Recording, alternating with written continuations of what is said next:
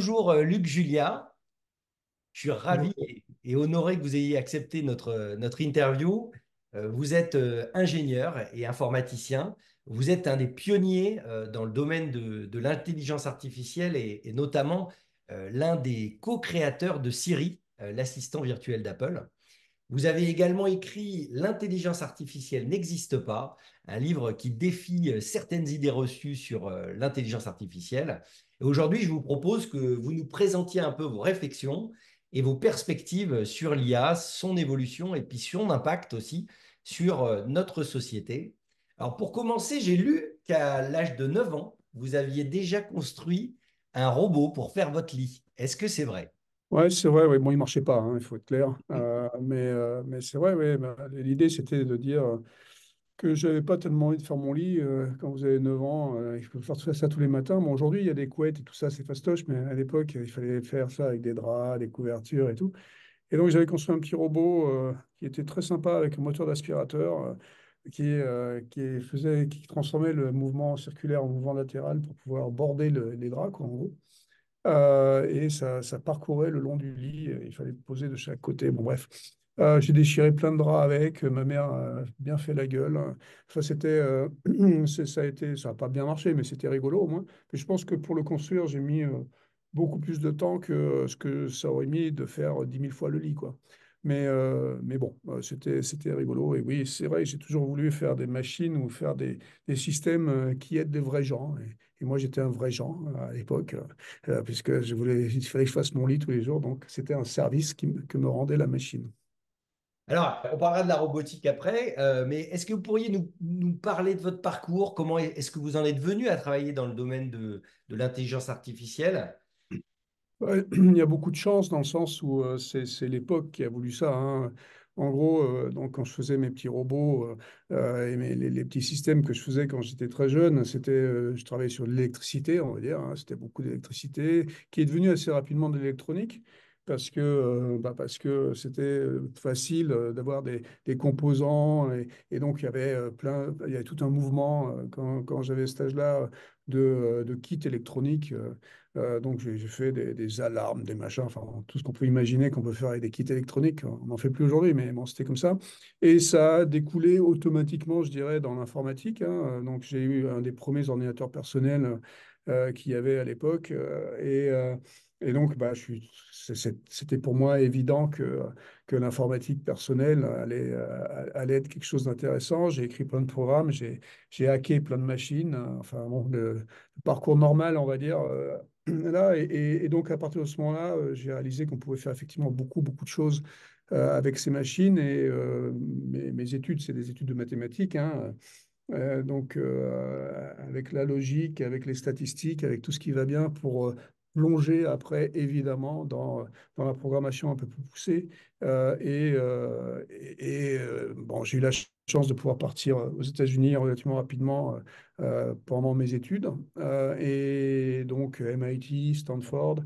Euh, et quand j'arrive à Stanford, c'est la révolution d'Internet.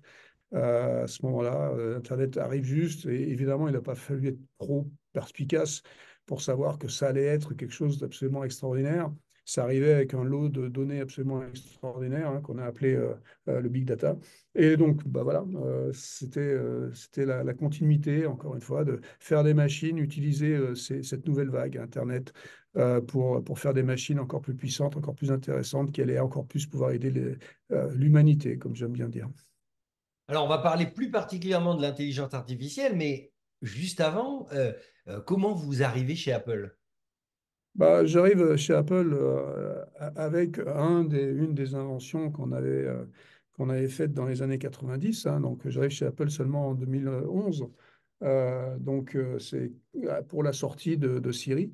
On avait en fait créé Siri, ce qu'on appelait The Assistant à l'époque, en 1997, donc 14 ans avant quand même. Et Siri était devenue une compagnie après être sortie d'un labo de recherche de Stanford, était devenue une compagnie en 2007 et Steve Jobs, en 2010, avait décidé de racheter cette compagnie pour pouvoir intégrer cet assistant dans le iPhone. Voilà, donc naturellement, je suis arrivé chez Apple avec Siri, on va dire, euh, pour pouvoir le développer. J'en suis devenu le directeur et on a créé l'équipe, on a grossi l'équipe parce quand il a acheté la petite start-up, il a acheté les quinzaines de personnes qui venaient avec la start-up. Et donc, on a grossi l'équipe, pas très grosse d'ailleurs, hein, à l'époque. Pour la sortie de série, c'était à peu près 80 personnes. Et voilà, donc c'est arrivé comme ça. Et Siri est sorti et on a eu 300 millions d'utilisateurs en 2 ans. Alors là, on a vu avec la dernière conférence de OpenAI que, il y a une signature visiblement avec Apple, puisqu'il y a même une application qui est sortie sur les Mac. Qu'est-ce que vous en pensez et surtout particulièrement, est-ce que vous pourriez nous dire ce que ça change éventuellement si l'IA générative est intégrée directement dans les devices Apple, par exemple, et notamment les iPhones, et pourquoi ça change éventuellement ou pas d'ailleurs la donne? Ouais. Alors d'abord, on ne sait pas s'il y a une signature, hein, on n'en sait rien. On saura ça, on en saura certainement plus le mois prochain, au mois de juin 2024, quand Apple fera sa keynote ou pas d'ailleurs. On verra bien ce qu'ils disent ou ce qu'ils disent pas. Donc on ne sait pas s'il y a vraiment une signature. Ce qui est sûr, par contre, c'est qu'il y a des applications sur iOS, sur macOS, qui sont des applications OpenAI. Euh, alors, les applications aujourd'hui utilisent toujours des modèles, ce qu'on appelle les LLM, les Large Language Models, qui sont utilisés, sont toujours dans le cloud. Donc, ça change pas grand-chose par rapport à ce qu'on voit depuis 2 ans autour des LLM. Par contre, ce qui change et ce qui va peut-être changer, et qui n'est pas forcément avec OpenAI, c'est qu'on voit que Apple, tout à fait récemment, a déposé des brevets autour des SLM, donc Small Language Model, qui pourraient très bien, eux, être directement dans la machine et donc pas avoir à utiliser le cloud. Euh, ce que ça change, en fait, c'est ce qui s'est passé depuis maintenant une quinzaine d'années, hein. On se rend compte qu'on était obligé, pour faire des trucs un peu compliqués comme des assistants, on a été obligé d'utiliser le cloud tout le temps. D'accord? Et donc ça ajoute de la latence, hein. Ça fait des allers-retours entre la machine et le cloud. Donc ça fait de la latence et donc ça empêche d'avoir une machine qui a l'air naturelle globalement parce qu'elle répond du tac au tac aux personnes. Donc là, si on arrive à faire ça en local, donc si on arrive à mettre ces SLM en local au lieu d'avoir un aller-retour au cloud, bah, ça change, ça va donner une certaine fluidité à la conversation. Et en plus de ça, évidemment, les LLM ou les SLM sont des modèles qui permettent d'avoir des conversations qui ont l'air beaucoup plus naturelles et qui seront beaucoup plus naturelles que celles qu'on pouvait avoir il y a une quinzaine d'années ou il y a maintenant même 20 ans presque avec l'assistant qui était Siri. Par rapport à la robotique, il y a des évolutions assez marquantes et des promesses. Alors, ça peut rester à l'état de promesse, mais on a notamment le robot Optimus d'Elon Musk qui le promet pour 2027. On a Figure, on a les Chinois, Unitree, qui sont en train de pousser beaucoup et toujours dans la logique d'intégration dans les différents devices. Qu'est-ce que nous réserve? Qu'est-ce que nous réserve la robotique dans les prochaines années? Bon, la robotique, on en parle beaucoup depuis très loin, hein. Moi, j'ai appris aussi à pas trop écouter Elon Musk et surtout pas ses promesses. Donc bon, Optimus, c'est rigolo. Surtout la première version était encore plus rigolote. Ça a bien fait marrer toute la communauté parce que bon, c'était complètement ridicule, hein. C'est avec son mannequin en lycra là. Enfin, bon, c'était absolument lamentable. Mais bon, c'est une habitude avec Musk. Par contre, ce qui est sûr, c'est que des robots et des robots humanoïdes, ou pas d'ailleurs, il y en a beaucoup, il y en a de plus en plus. Ils sont de plus en plus performants dans le sens où ils font des tâches de plus en plus intéressantes pour les humains. D'accord? Alors, on les voit aujourd'hui surtout dans l'assistanat, on va dire, hein, dans tout ce qui va être assistant physique ou soutien moraux. Comme par exemple, il y a des petits robots, on en a en France, hein. On a Buddy en France, on a des robots comme ça qui essayent d'avoir des expressions et d'avoir donc des émotions qui permettent potentiellement d'aider à accompagner les malades d'Alzheimer, par exemple. Donc ça, c'est plus du côté donc, morale et émotionnelle. Mais après, il y a des robots physiques, donc qui, eux, font des tâches physiques, qui peuvent apporter des plateaux. Bon, on en voit plein tout le temps avec le lot d'erreurs qu'ils peuvent aussi faire, hein, parce que c'est encore pas complètement autonome, ces choses-là, hein. Ça fait des bêtises toujours, mais ça apprend petit à petit. Donc, bah, on va avoir une société où on va avoir des robots, mais comme les intelligences artificielles, comme tous les systèmes qu'on fait, au début, on imagine, et c'est ce qu'on a vu avec Optimus, tout à fait au début, on imagine que ça va tout faire. Et petit à petit, on se rend compte que ça va effectivement être applicable dans des tranches très particulières, dans des applications très particulières. Et ils vont faire bien leur boulot, dans le sens où ils vont faire leur boulot mieux que nous, hein, pour cette tâche particulière, mieux que nous les humains, mais ils vont faire que ça. Et donc, c'est pour ça qu'il faut un peu respirer, un peu se calmer quand on dit les robots vont nous remplacer, l'IA va nous remplacer, l'IA va nous tuer, les robots vont nous tuer. Bon, et, les robots et les IA ils vont faire ce qu'on leur dit de faire. D'accord? Et donc, c'est que ça. Voilà. Bah, peut-être que d'ailleurs les robots feront votre lit. Enfin, un robot qui Oui, ben vous... ça sera facile. Aujourd'hui, ça serait super facile de faire ce que j'essayais de faire il y a maintenant une cinquantaine d'années. Ça serait super facile à faire aujourd'hui, franchement, parce que faire un lit, finalement, c'est une tâche excessivement particulière. Et donc, faire progresser un robot le long d'un lit de 2 mètres de long et lui faire tuck in, comme on dit en anglais, donc lui faire border les draps, ça serait super facile aujourd'hui.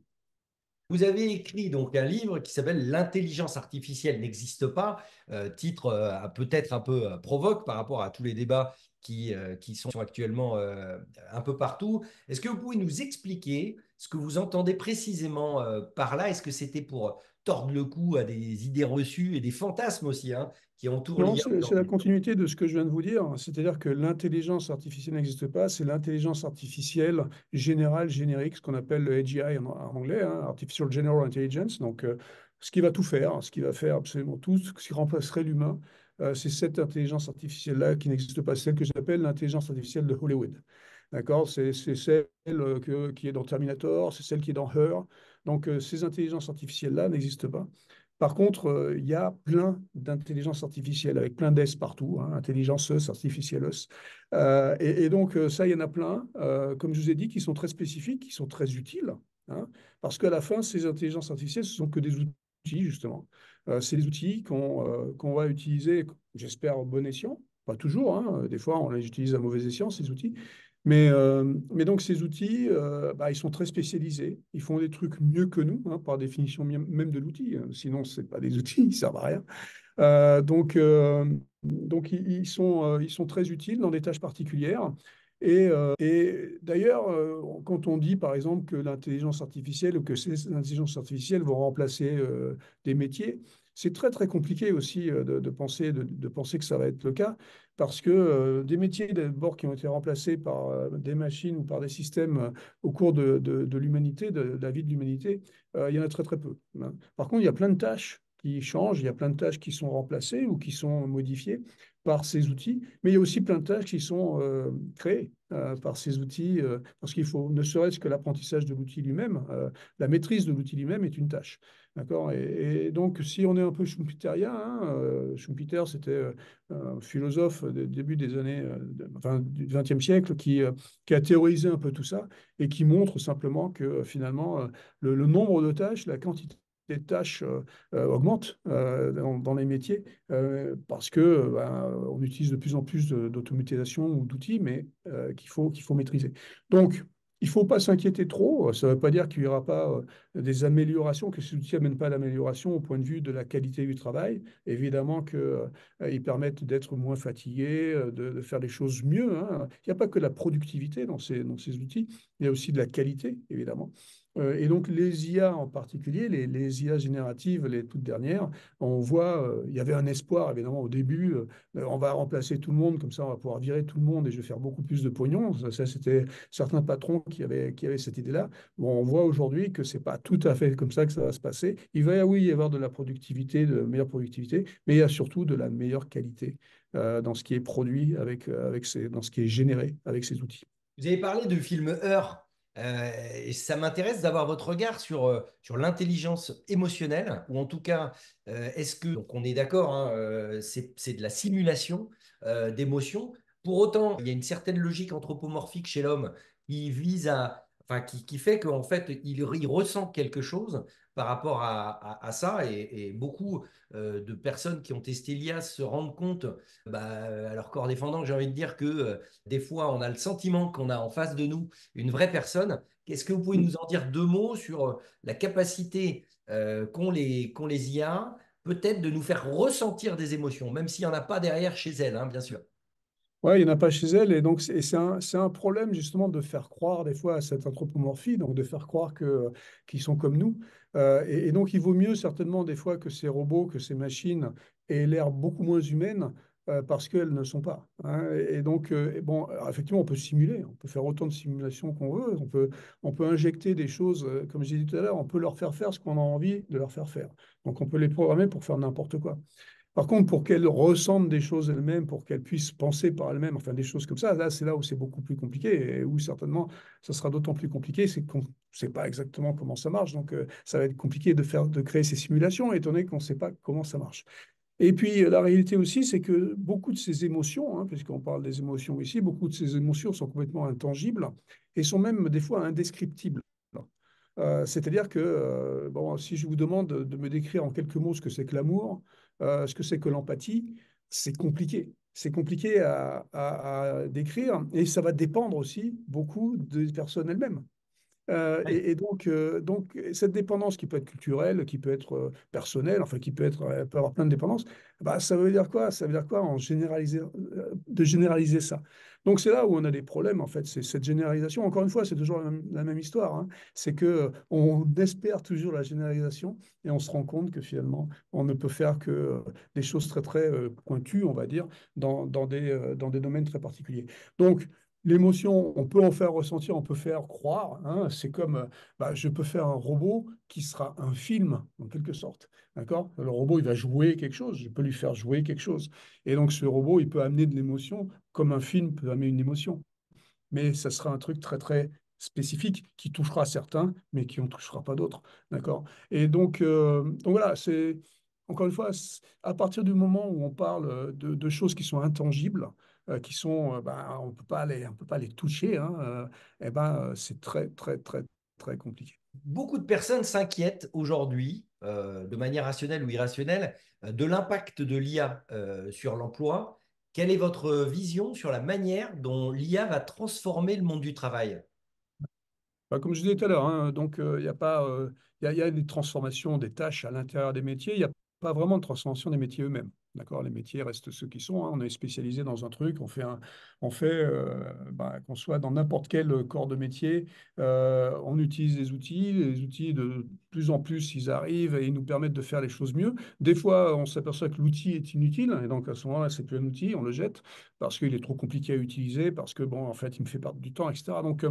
Donc, les technologies ou les outils qu'on amène ne sont pas forcément non plus la panacée, donc ça dépend des métiers. Par contre, bon, comme je disais, les deux grandes choses qu'amènent ces outils en général, ce sont de la productivité, certes, d'accord? Donc effectivement, ça va me permettre de pouvoir me concentrer sur des tâches qui sont pas forcément encore aujourd'hui automatisables ou automatisées. Donc, ça veut dire que je vais faire mon métier, le cœur même de mon métier, l'essence même de mon métier.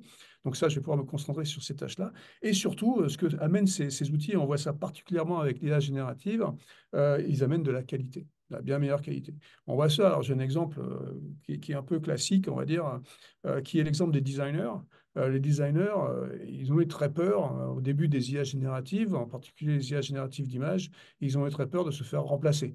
On dit, ça y est, les IA génératives vont me remplacer parce qu'elles vont créer. Alors d'une part, il faut faire un tout petit peu de vocabulaire ici. Il faut bien comprendre que les IA génératives, elles génèrent et on ne les a pas appelées IA créatives pour cette raison, parce qu'elles ne créent pas. La créativité reste du côté de l'humain, d'accord? Et à travers le fameux prompt où je peux taper des trucs, là, je vais pouvoir exacerber finalement ma créativité. Donc demander au prompt de faire des trucs et c'est moi qui crée et c'est l'IA qui génère. Donc c'est créatif, hein, donc ces designers ont eu très peur au départ, mais ils se sont aperçus une fois qu'ils ont commencé à utiliser l'outil que finalement ça leur permettait d'être encore plus créatifs. parce que ça leur permet de taper dans ces prompts, de faire des choses qu'ils n'auraient pas eu le temps de faire s'ils avaient dû le faire à travers Photoshop, etc. Donc, ils vont pouvoir générer plein de machins. Ils vont en jeter beaucoup plus, certainement. Ils vont en générer plein, ce qui va leur donner l'idée de reprendre ces trucs générés, de les retravailler, etc., etc. Et donc, on s'aperçoit que leur créativité est en fait donc augmentée par ces outils. Donc, ça, c'est intéressant. Et donc, du coup, quelque part, leur productivité. Mais le fait d'en faire beaucoup plus maintenant, c'est peut-être pas le temps passé finalement qui est intéressant là. Mais par contre, ce qui est intéressant, c'est la qualité. C'est-à-dire que ce qui est généré par ces IA, je ne sais pas si l'image derrière vous est gérée par une IA, mais la qualité de ces IA, de ce qui est généré est absolument extraordinaire. Et donc, ça leur permet aussi d'avoir une bien meilleure qualité finalement dans ce qu'ils produisent. Donc ça, c'est intéressant. Et finalement, ils se sont rendus compte que pour eux, c'était exactement ce qui s'était passé il y a 35 ans hein, avec Photoshop, justement. Donc, Photoshop, au début, ils étaient tous récalcitrants en disant, moi, non, j'ai mon papier, j'ai mon crayon, tout va bien, je suis un génie du dessin et tout ça. Et ils disaient, je ne vais pas utiliser cet outil Photoshop, c'est de la merde. Et finalement, ils utilisent tous aujourd'hui Photoshop, pas tellement pour le temps gagné, mais pour la qualité de ce que ça fait, hein. Faire une sphère en Photoshop avec le bon éclairage, etc., ça vous prend 2 secondes et demie. S'il faut faire ça avec son papier et son crayon, la sphère n'est pas tout à fait belle, l'éclairage n'est pas tout à fait bon, bon, etc., etc. Donc ça prendrait un temps fou. Donc il y a de la productivité, mais il y a aussi surtout de la qualité. Mais c'est vrai qu'effectivement, l'IA est intégrée maintenant complètement dans Photoshop, hein. On a des outils Firefly, ouais. additionnels, effectivement, et on peut faire des trucs vraiment bluffants. Aujourd'hui, je voudrais qu'on parle maintenant d'éthique. L'éthique dans l'IA aujourd'hui, c'est un sujet brûlant. Quelles sont les préoccupations éthiques majeures que vous identifiez dans le développement actuel des IA? Alors l'éthique, c'est un reflet de l'humain, encore une fois, ici, hein. C'est-à-dire que, comme je vous ai dit tout à l'heure aussi, ces IA ne font que ce qu'on leur dit de faire. D'accord? Donc c'est nous qui décidons de ce que l'outil va faire. Et c'est nous qui décidons aussi de comment utiliser l'outil. D'accord? Donc à la fin, l'éthique, c'est aussi bien la créativité, la création de ces outils que l'utilisation de ces outils. Donc, dans la création de ces outils, décider de faire une arme en IA, c'est très facile. Hein. Bon, n'importe qui, moi, je peux vous faire un truc qui va tuer beaucoup mieux que n'importe quel humain, et il y a aucun problème. Maintenant, mon éthique personnelle fait que j'ai pas envie de le faire. D'accord? Bon, et puis l'éthique de ma compagnie, peut-être l'éthique de mon pays, l'éthique de mon continent, l'éthique du monde fait que peut-être c'est pas bien de faire ça. Bon, l'exemple de l'arme, pour ça, n'est pas très bien choisi parce qu'évidemment, il y en a plein qui la feront de toute façon. Mais par contre, après, il y a l'éthique de l'utilisation aussi. Donc, décider comment on utilise ça. Je vous prenais l'exemple tout à l'heure en disant que ces IA ne sont que des outils. Et l'outil, on peut l'utiliser à bon et à mauvais escient, et d'ailleurs en faisant exprès ou pas, hein. Donc, et on s'en rend compte seulement au moment où on l'utilise. Moi, j'aime bien comparer une IA avec un marteau. Le marteau, je peux l'utiliser à bon escient pour planter le clou. Il est très efficace, il est bien plus efficace que mon poing et ça marche très bien. Je peux l'utiliser pour vous taper sur la tête. D'accord? Et donc, éthiquement, évidemment, collectivement, on a décidé que ce n'était pas terrible hein, comme fonction, mais c'est possible. Et on a décidé aujourd'hui que il y aurait des lois qui allaient régir ça, d'accord? Donc on a fait des lois, on a fait des réglementations qui font que si vous tapez sur la tête du voisin avec le marteau, vous allez en prison si vous êtes chopé. Mais c'est une décision collective. Vous pouvez continuer à taper sur la tête du voisin si vous voulez. Eh ben, vous parlez de loi justement, comment on peut s'assurer en tant que société et même au niveau international que l'IA est développée et utilisée de manière responsable? On ne peut pas. C'est comme comment on peut s'assurer que le marteau est utilisé de manière responsable. C'est la même chose. Donc, il faut faire des réglementations. Ces réglementations, il y en a toujours qui les enfreindront. Hein. C'est pas, ce ne sera pas nouveau. Hein. Encore une fois, des gens qui tapent sur la tête du voisin avec le marteau, ça existe, ça existera toujours. Les gens qui utiliseront les IA de manière irresponsable, ça existe et ça existera toujours. Par contre, il faut mettre un cadre, il faut dire ce que c'est, il faut que collectivement, déjà, on comprenne. Donc, il ne faut pas arrêter d'essayer de légiférer ou de faire des règles quand on ne comprend pas. Donc, il faut commencer par s'éduquer pour comprendre ce qu'elles font, ces IA, et ce qu'elles ne font pas. Et une fois qu'on est éduqué, et une fois que collectivement on est d'accord avec tout ça, ces lois doivent doivent remonter. Alors moi, je suis toujours pour le grassroots, hein, c'est-à-dire que je suis toujours pour que ça vienne de la masse et ça vienne des gens qui comprennent. Mais bon, des fois, ça vient des élites et puis ça redescend donc vers les masses. Mais il faudrait que on comprenne tous ce que c'est avant de légiférer. Et la réalité aussi, c'est qu'il y a des applications de ces IA qu'on ne connaît pas aujourd'hui, qu'on ne comprend pas aujourd'hui, qu'on n'a pas encore faites. Et donc, du coup, il faut faire très, très attention de ne pas légiférer sur des technologies, par exemple, mais de bien légiférer sur des applications. Ça implique que si on légifère sur des applications, ça implique d'être très, très flexible et très réactif. Parce que quand une nouvelle application va arriver, si elle est mauvaise ou si elle a des possibilités d'être mauvaise, bah, il faut être réactif dans la loi pour le faire. Ce qui n'est pas vraiment le forté, on va dire, de l'Europe ou de nos systèmes judiciaires, parce qu'ils ne sont pas du tout flexibles et ils ne sont pas du tout réactifs. Et malheureusement, il faudrait que ce soit comme ça, parce que l'accélération des technologies, les IA génératives, par exemple, ont une capacité particulière à donner de l'accessibilité. N'importe qui peut les utiliser. Ça veut dire que n'importe qui peut faire n'importe quoi. Et ce n'importe quoi, on ne sait pas exactement ce que c'est. Il faudrait demain pouvoir dire, bah, tiens, là, tu fais vraiment n'importe quoi, c'est pas bien. Il faut légiférer autour de cette application du n'importe quoi. Alors ça me rappelle la phrase de Paul Valéry, hein, l'homme sait assez souvent ce qu'il fait, mais jamais ce que fait ce qu'il fait, effectivement. Donc l'étape d'après, on ne la connaît pas. Euh, j'ai envie qu'on parle du contexte international par rapport à la compétition technologique qui a lieu entre particulièrement les Américains et les Chinois, et peut-être la place de l'Europe, si elle a encore une place aujourd'hui dans le concert technologique. Bon, alors non seulement l'Europe a une place, mais l'Europe a une place absolument extraordinaire, hein, parce que il faut déjà arrêter de se flageller en général, comme on aime bien le faire en France. Il faut être très très clair que les Français sont les meilleurs du monde en IA. On peut partir de ce postulat. Pourquoi? Parce que l'IA, c'est des mathématiques, hein, c'est que des mathématiques, c'est des statistiques, de la logique, etc. Et il se trouve que, et ça c'est pas moi qui le dis, c'est la médaille Fields qui explique et qui montre que les Français ont le plus de médailles Fields. La médaille Fields, c'est l'équivalent du prix Nobel de mathématiques, en gros. Les Jeux olympiques des mathématiques, tous les 4 ans. Voilà, on peut dire ça comme ça, oui. Donc on a le plus de médailles Fields du monde, donc avec les Américains. Donc on est très très bon en mathématiques et du coup on est très très bon en IA.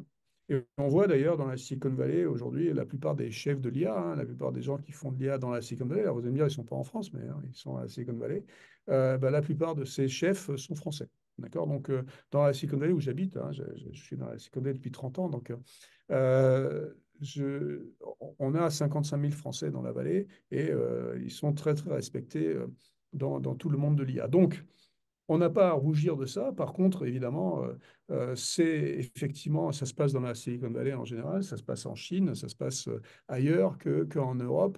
C'est pas tout à fait vrai, c'est plus tout à fait vrai depuis ces 10 dernières années où bah, en 2013-2014, il y a eu la French Tech qui a été créée hein, par Fleur Pellerin. Il y a eu la BPI qui a été aussi créée à ce moment-là, qui a permis donc de faire éclore plein de ces startups, hein. On avait oublié l'entrepreneuriat en quelque sorte dans les années précédentes. Et donc l'entrepreneuriat a permis, cette culture de startup a permis de faire à nouveau et comment émerger des nouvelles idées et montrer ces talents qui étaient peut-être un peu comment perdus, qui se perdaient un peu à la sortie des grandes écoles françaises, par exemple, nos élites rentraient dans ces grosses boîtes et puis se perdaient un peu dedans, alors qu'aujourd'hui, grâce aux startups, on voit de la technologie, de la qualité arriver. Alors, après, il faudrait qu'il y ait beaucoup plus de scale-up, hein, donc il faudrait qu'il y ait beaucoup plus de choses qui arrivent après les startups et donc qui deviennent ce qu'on appelle les licornes. Et donc, il faudrait qu'il y en ait beaucoup plus en Europe. Mais ça, c'est une question après de financement, c'est une question de sous. Et c'est plus tellement une question de qualité de la technologie. Bon, ceci dit, aujourd'hui, la vérité, c'est que bah, beaucoup de ces choses se passent dans la Silicon Valley, hein. Pourquoi? Parce que le nombre de startups qui sont créées dans la Silicon Valley est c'est absolument incroyable. Et puis l'argent qui est mis dedans par ce qui s'appelle les capitals risqueurs. Et le mot risque est important là-dedans. Les capital risqueurs sont énormément, enfin, sont très présents dans la Silicon Valley. Et donc, c'est pour ça que ces boîtes peuvent se développer et d'une manière importante. Donc, l'argent est important. En Chine, c'est un peu pareil, dans le sens où, bon, là, ils ont la force du nombre, évidemment, hein. Donc, il y a beaucoup, beaucoup de nombre. Et ils ont aussi l'argent, parce que c'est l'État qui prend le risque, hein, là-bas. Donc c'est l'État qui finance tout ça. Donc, bon, ici, encore une fois, en France, et en Europe, on a la capacité intellectuelle. Mhm. Euh, on n'a pas forcément la capacité financière, on ne va pas forcément la mettre. Et surtout, bon, vous savez, la grande blague, c'est de dire aux États-Unis, on invente, en Chine, on copie, et en Europe, on régule. Et donc, c'est un tout petit peu vrai dans le sens où Ouais. la régulation, des fois, arrive un tout petit peu trop tôt en Europe et des fois, parfois, coupe un peu les ailes à l'innovation. Quand on veut commencer à développer quelque chose, la régulation nous empêche de le faire. Donc, il faut faire aussi attention, c'est ce que je disais tout à l'heure à propos des applications et des technologies. Il faut faire attention de ne pas réguler les technologies et de réguler les applications. Oui, c'est sûr qu'on voit un décalage considérable en termes de moyens investis, hein. Quand en Europe, pour Mistral par exemple, on est en train de réfléchir en centaines de millions d'euros, bah, aux États-Unis, OpenAI, c'est 13 milliards de Microsoft. On a des annonces à 150 milliards pour les infrastructures d'Amazon. Donc, on n'est pas du tout dans la même échelle. Est-ce que ces problèmes d'échelle vous paraissent insurmontables demain pour l'Europe? Bon, ouais, alors, je ne vais pas rentrer dans un domaine que je ne connais pas, hein. Je vais pas dire faire semblant. Mon impression, et encore une fois, c'est une impression et il n'y a que moi qui peux la partager, c'est c'est qu'effectivement, on se donne pas les moyens de le faire. C'est peut-être à cause de la régulation, peut-être la régulation des banques elles-mêmes, parce que on voit, euh, on voit comment, par exemple, quand je vous parlais de capital risqueur tout à l'heure, les venture capitalistes européens sont certainement beaucoup plus frileux. Pourquoi? Parce que bah, leurs fonds viennent peut-être pas des mêmes endroits que les fonds américains, hein. Donc, et c'est peut-être plus des banquiers que des gens qui prennent des risques. Voilà. Donc, donc, je pense que le problème de la capacité à prendre des risques, mais il vient aussi d'une certaine éducation, hein. Cette capacité à prendre des risques, c'est lié à ce que j'appelle la culture de l'échec. Dans la Silicon Valley, on a une culture de l'échec, dans le sens où euh, on sait que pour réussir, il faut échouer. Alors ça a l'air comme ça contre-intuitif, hein, mais l'échec permet la prochaine fois, d'éviter des obstacles, d'éviter des choses qu'on n'a pas bien faites.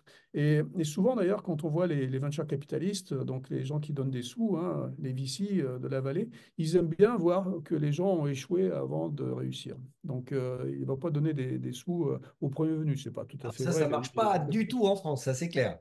Voilà, et donc ça marche pas en France. En France, dès qu'on échoue, on est mis dans un placard et on est oublié. Donc ça, effectivement, mais ça, c'est cette culture qu'il faut. Je pense que c'est pas compliqué à changer, en fait, hein. Il faut Mm. juste expliquer de temps en temps. Alors, ça ne veut pas dire qu'il faut échouer tout le temps, hein, parce que sinon, ça non plus, ça marche pas.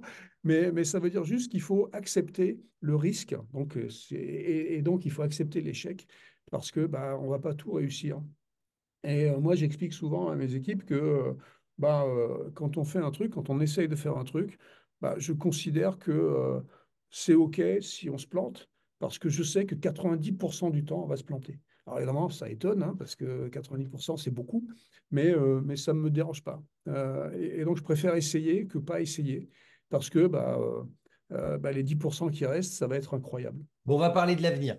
On va parler de l'avenir. Comment vous imaginez le monde? Alors l'échelle, aujourd'hui, ça va tellement vite que j'ai envie de vous dire dans 5 ans, peut-être dans 10 ans, et puis si jamais vous l'imaginez plus loin, mais est-ce qu'on peut faire cet exercice un peu de prospective, de dire qu'est-ce qui va se passer au niveau des années qui viennent? Ou comment vous vous voyez? Bah, moi, je ne fais pas de science-fiction, hein, mais évidemment, j'ai une idée de ce qui va se passer et surtout de ce qu'il ne faut pas qu'il se passe.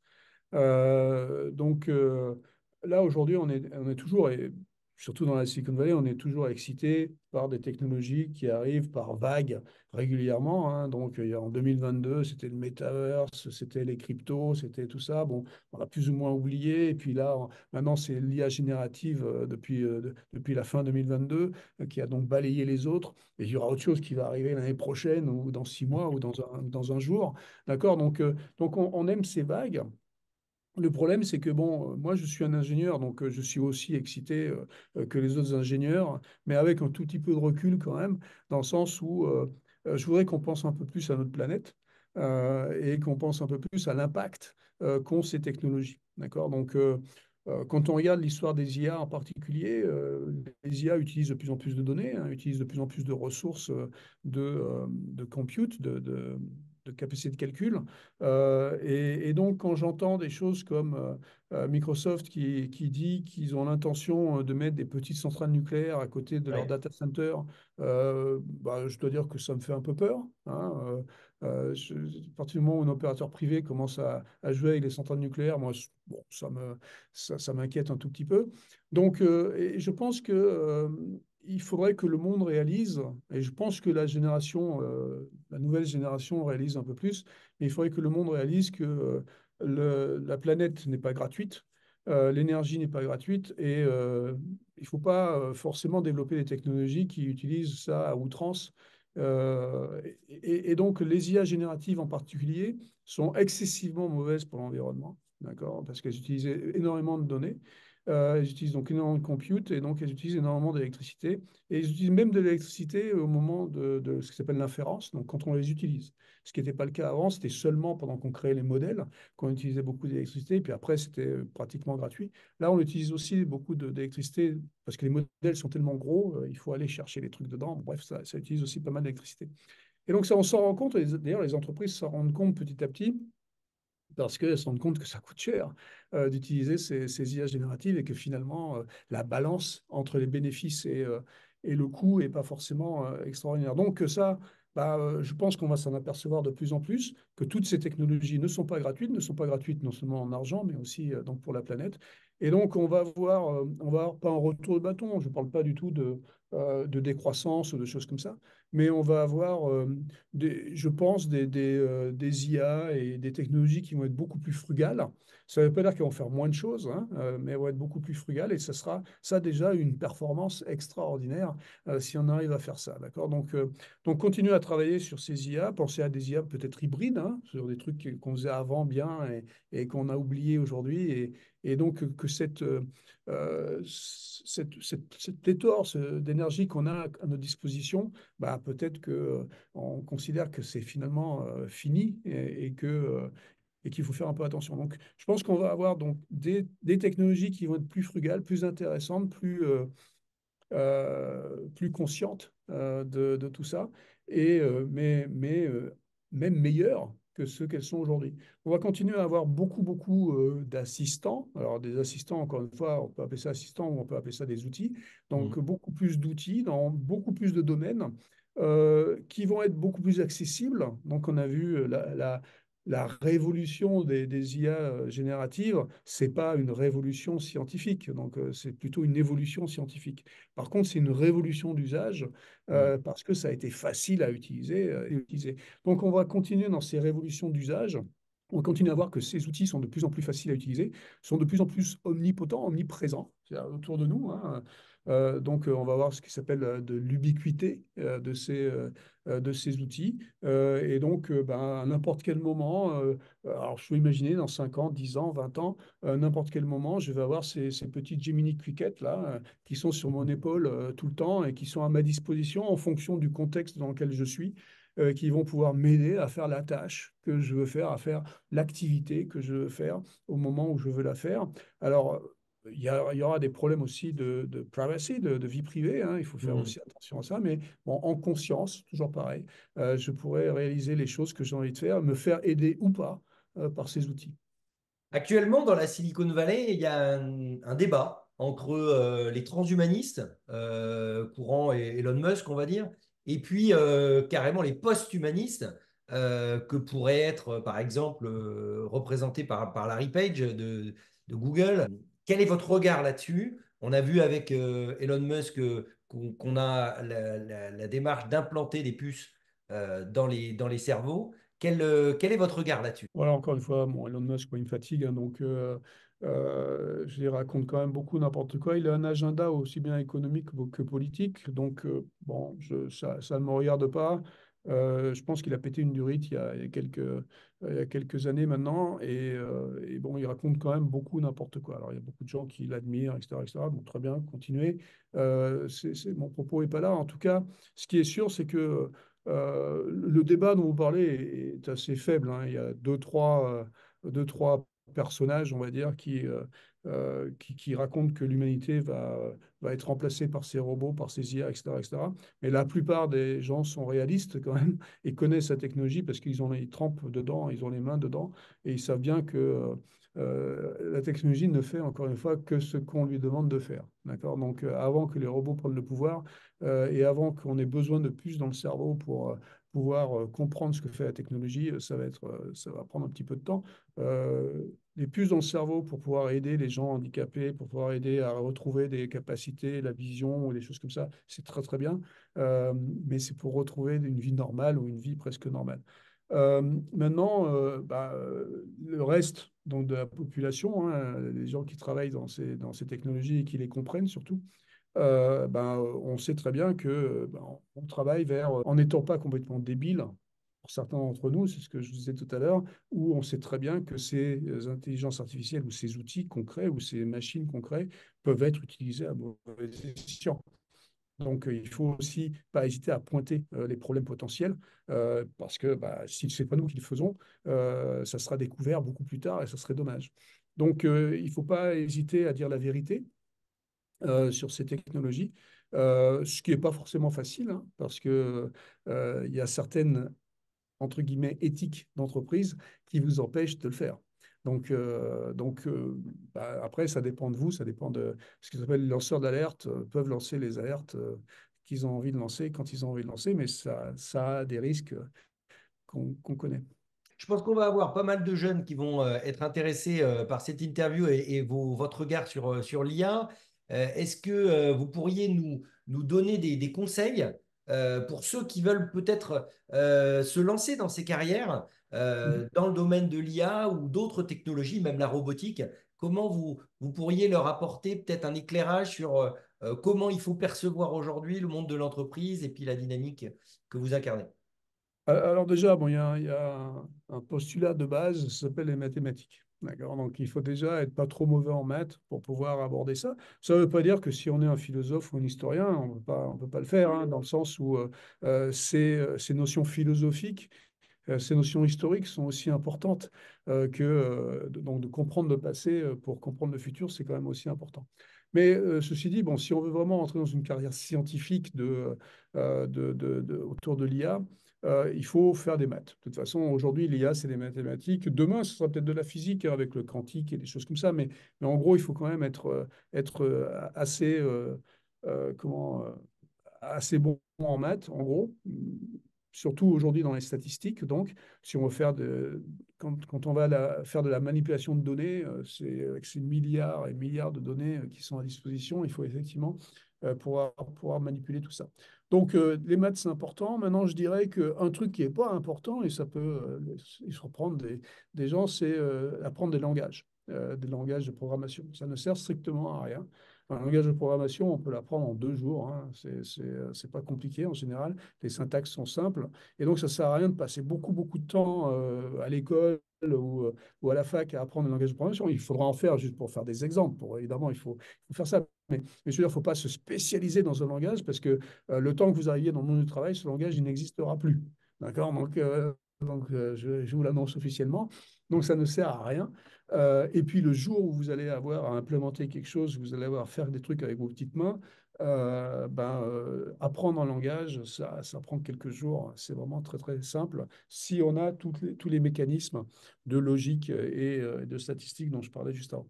Voilà. Donc les deux choses, c'est vraiment ça. Et après, évidemment, avoir une certaine excitation sur la capacité, sa propre capacité à vouloir changer le monde.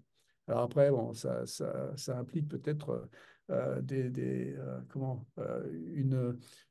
une disposition qui est qu'on a l'impression qu'on peut vraiment faire quelque chose, mais cette motivation, je pense, est super importante pour pouvoir aller trouver des choses, essayer de changer ce monde qui est complètement changeable par ces technologies.